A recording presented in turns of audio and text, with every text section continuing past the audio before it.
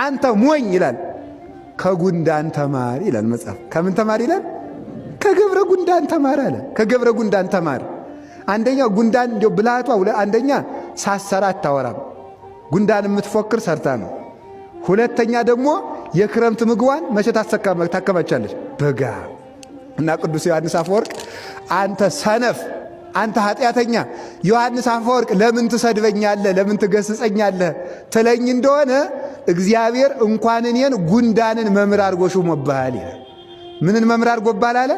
ጉንዳንን። ከጉንዳን ተማር ብሎ መጽሐፍ ቅዱስ ላይ ስለጻፈ ላንተ እንኳን እኔ ጉንዳንም ታስተምርሃለች ብሎ ቅዱስ ዮሐንስ አፈወርቅ ይናገራል።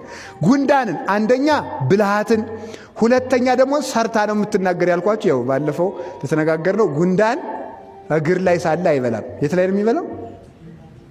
ጭንቅላት ላይ ሲወጣ ነው። ከተንቀሳቀስክ ግን እግር ላይም ቢሆን አይለቅም።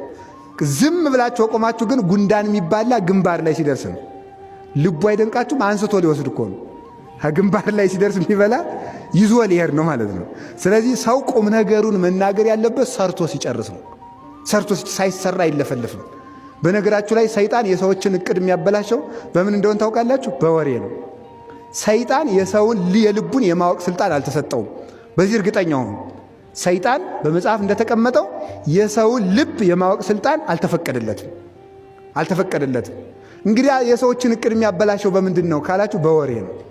አሁን ነገ ለምሳሌ አስቀድሳለሁ ካላችሁ ነው ይልና ካወራችሁ ምን ያደርጋል መስላችሁ? ሌሊት የሚያደርገውን ራሱ ያውቃል።